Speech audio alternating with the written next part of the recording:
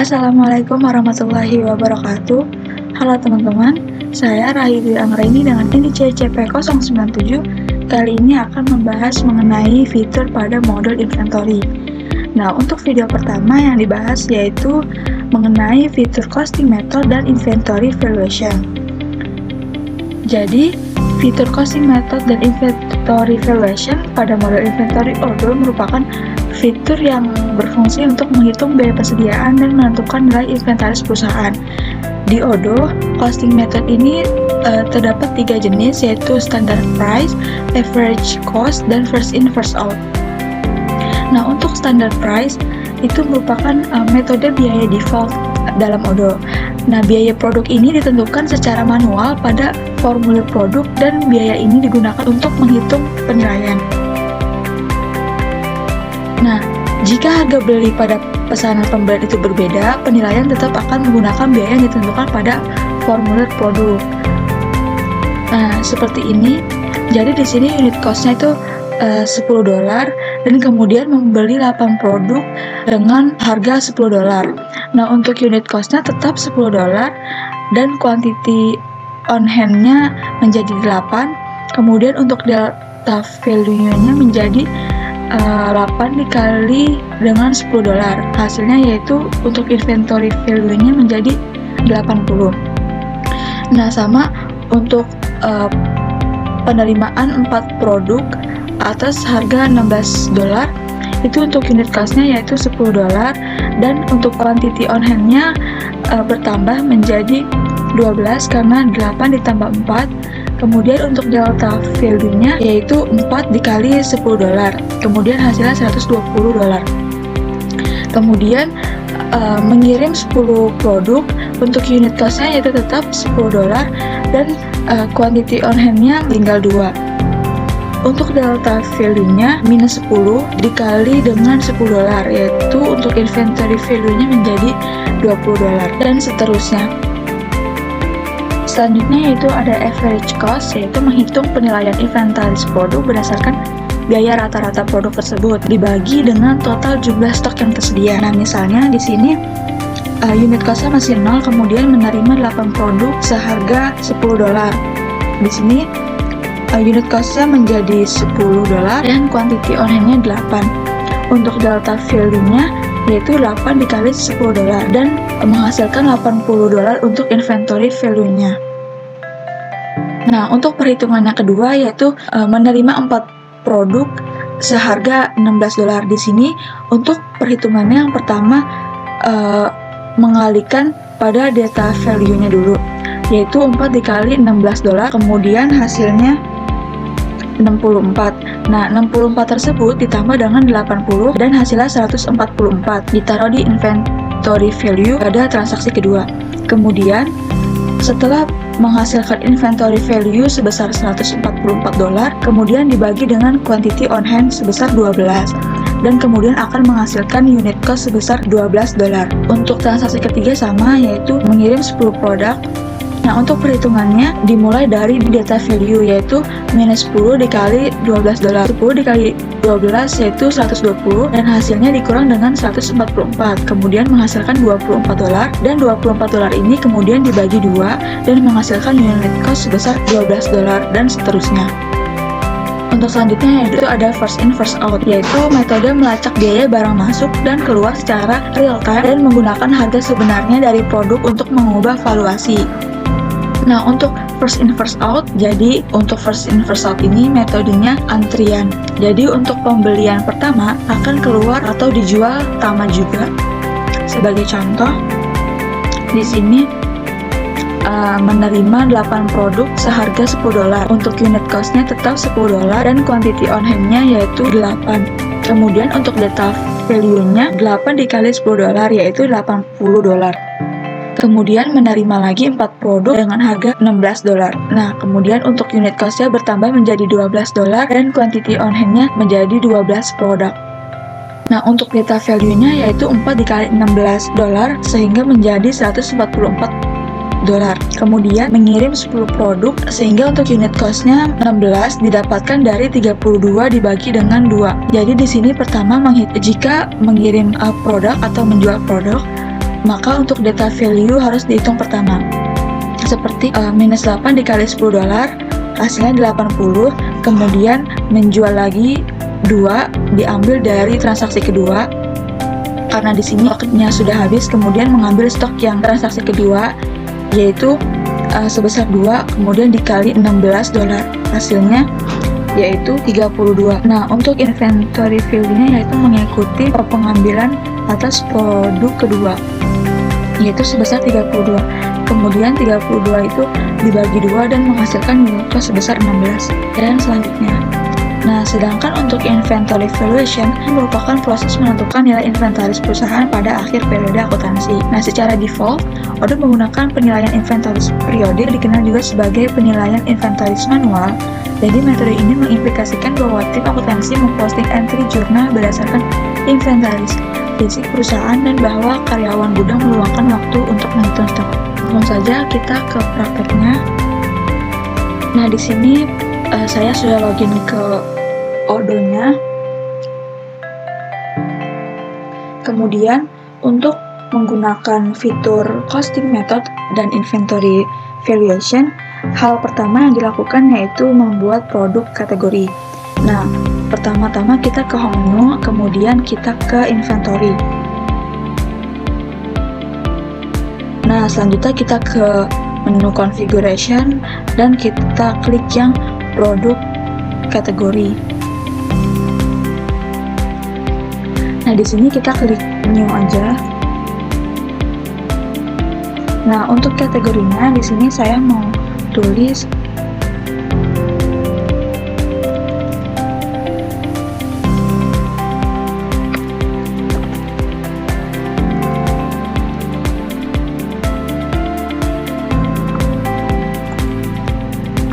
untuk parent kategorinya bisa dipilih yang all.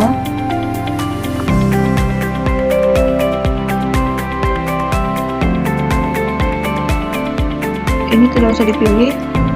Kemudian untuk costing methodnya ini bisa dipilih yang standard price, pilih yang manual.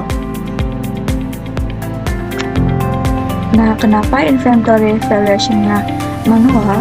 Karena metode ini menghitung harga rata-rata produk berdasarkan nilai unit cost yang telah ditentukan sebelumnya dan tidak dipengaruhi oleh perubahan harga bahan baku atau biaya produksi lainnya.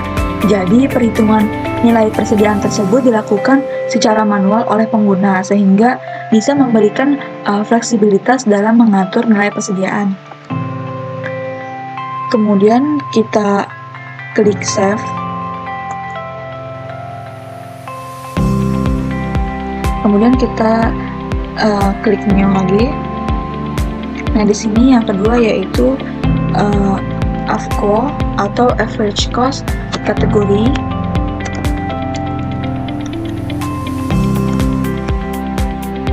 Nah, untuk costing methodnya di sini dipilih yang AFCO, kemudian inventory valuation-nya dipilih automated. Karena metode ini menghitung harga rata-rata produk berdasarkan biaya rata-rata dari semua bahan baku dan juga biaya produksi lainnya. Nah, automated ini dipilih karena perhitungan nilai persediaan dilakukan secara otomatis oleh sistem berdasarkan perhitungan rata-rata biaya. Nah, kemudian tidak lupa untuk parent kategorinya, di sini kita pilih aja yang all. Kemudian kita klik save. Kemudian kita klik new. Nah, untuk kategori ketiga yaitu yang FIFO.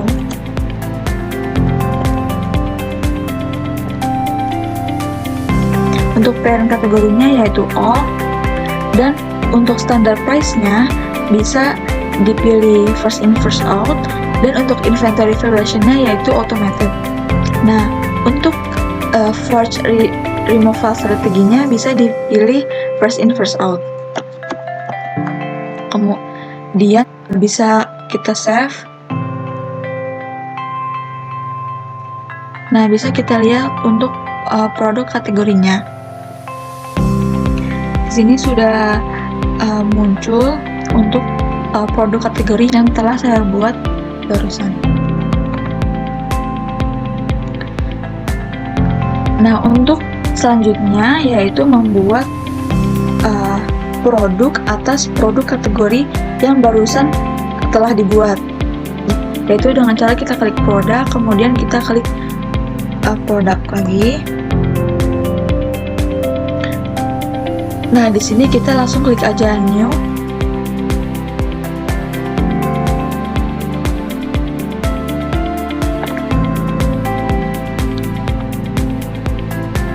Kemudian untuk produk name-nya saya isi, jadi yang pertama itu standar dulu.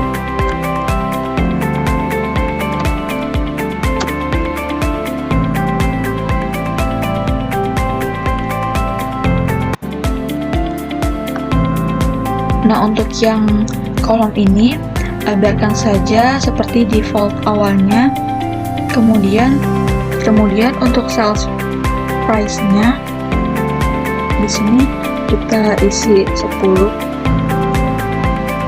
Nah, untuk cost-nya kita isi 7 per unit. Untuk produk kategorinya bisa kita pilih dengan sesuai yang telah kita buat tadi. Ini kita klik aja search more dan kita pilih yang ini. Nah, untuk internal reference-nya kita isi ini. Kemudian langsung aja kita save.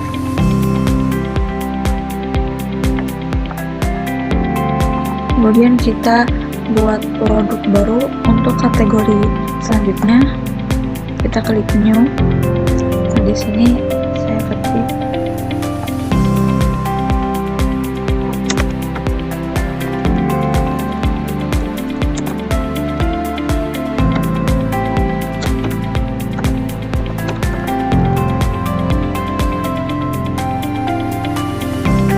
sini untuk sales price-nya bisa diisi 10 dan untuk cost-nya sama seperti tadi diisi 7. Untuk produk kategorinya dipilih yang AFCO categories. Kemudian kita klik save. Nah, selanjutnya buat produk ketiga untuk kategori yang ketiga.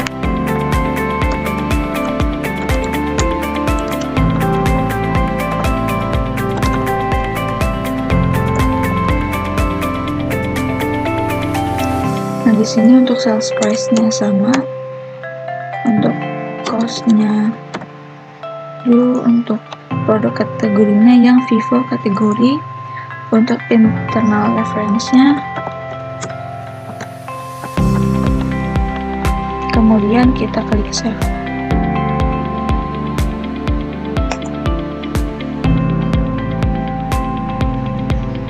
Oh iya, ini jadi untuk internal referensinya tidak boleh sama.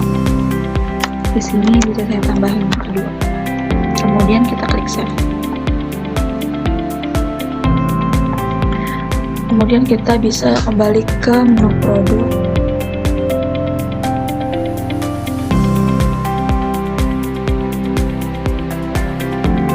Nah, di sini bisa kita search aja untuk yang breadboard.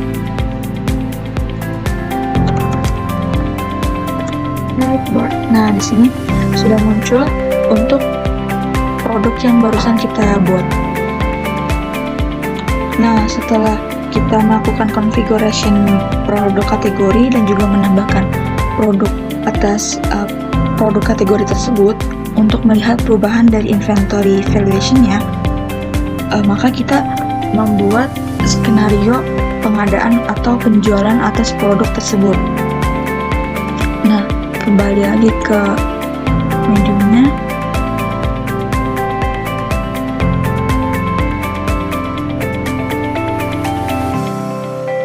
Nah, di sini saya membuat skenario yaitu pembelian 5 barang seharga $10 dan pembelian 4 barang seharga $16, kemudian menjual kembali 6 barang tersebut.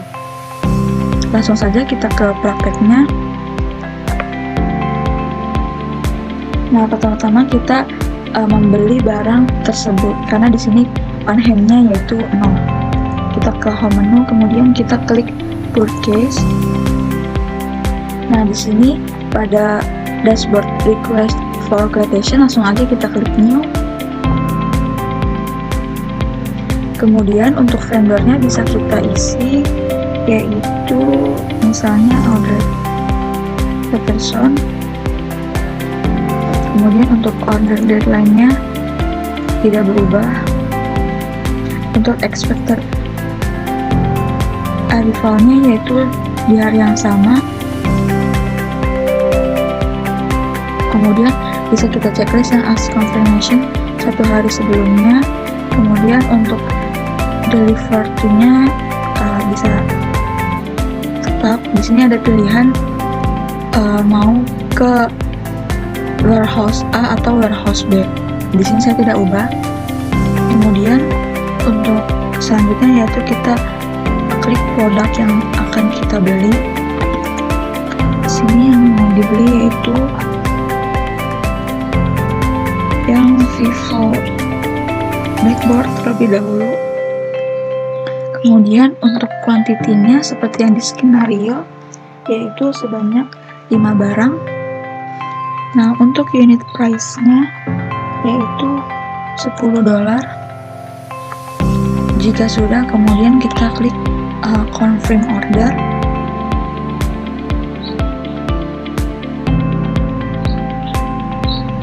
Nah, kemudian kita bisa langsung saja ke retrieve produk.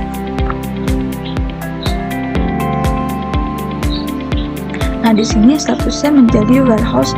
Nah, untuk selanjutnya, untuk mengisi dana ini ada 2 cara. Bisa dengan klik kuantitinya di sini yang diterima, atau bisa juga langsung klik ke validate. Nah, kemudian kita klik apply. Nah, di sini dana akan otomatis terisi. Nah, selanjutnya yaitu untuk transaksi kedua, membeli barang sebanyak 4 unit dengan harga $16. Langsung saja kita ke order, kemudian request for quotation. Di sini kita klik new.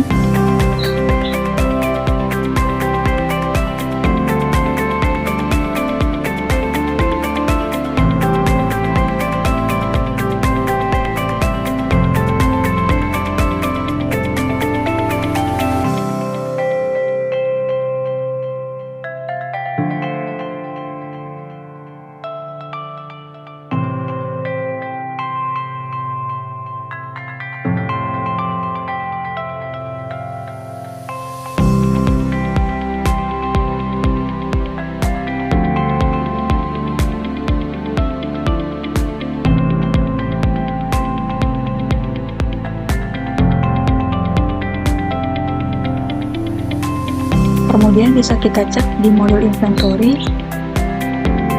Nah, kemudian kita ke menu produk, terus kita klik produk. Nah, di sini bisa kita cari produknya berdasarkan nama.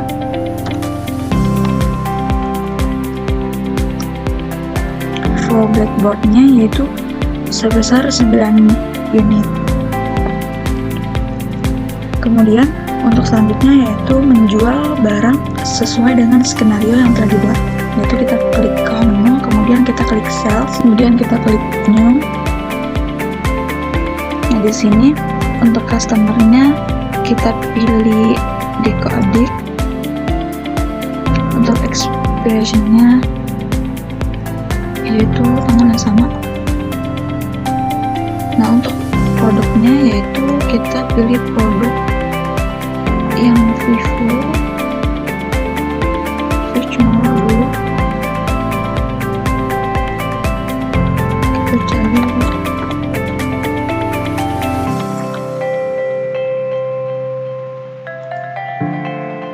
Nah, kita pilih yang Vivo.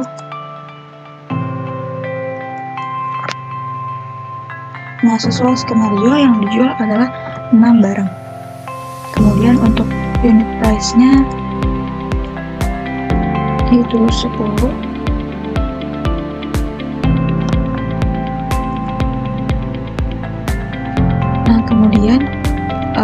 kita klik save aja. Kemudian bisa kita confirm.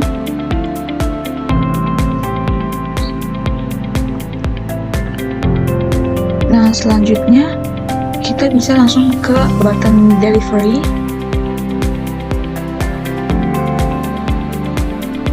Nah, di sini kita bisa langsung validate untuk mengonfirmasi bahwa barang tersebut telah diterima atau telah terjual. Kemudian kita klik validate. Kita klik apply. Nah, kemudian statusnya menjadi done. Nah, kita bisa cek di inventory, menu produk. Kita cari lagi yang network.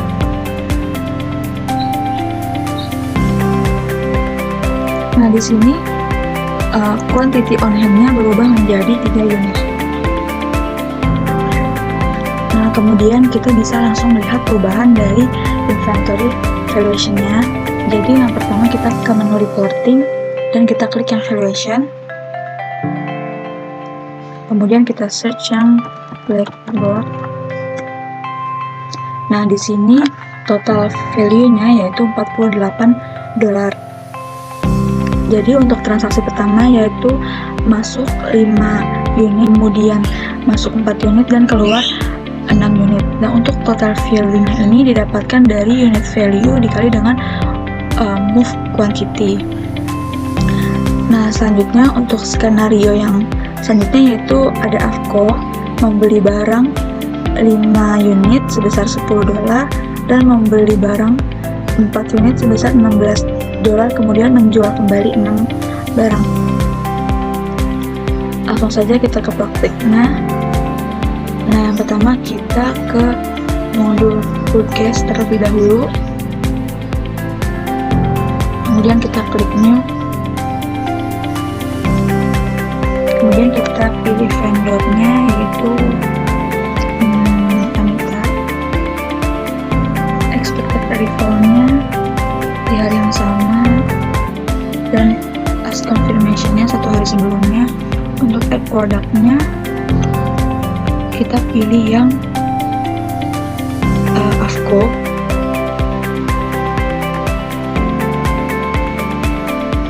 Ini kita search more dulu. Kemudian kita search yang black.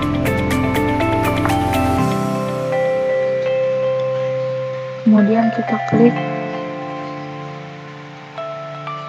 Nah, untuk kuantitinya seperti yang di skenario, kita beli 5 barang. Untuk unit price-nya yaitu 10. Kemudian kita save dan kita konfirmasi order.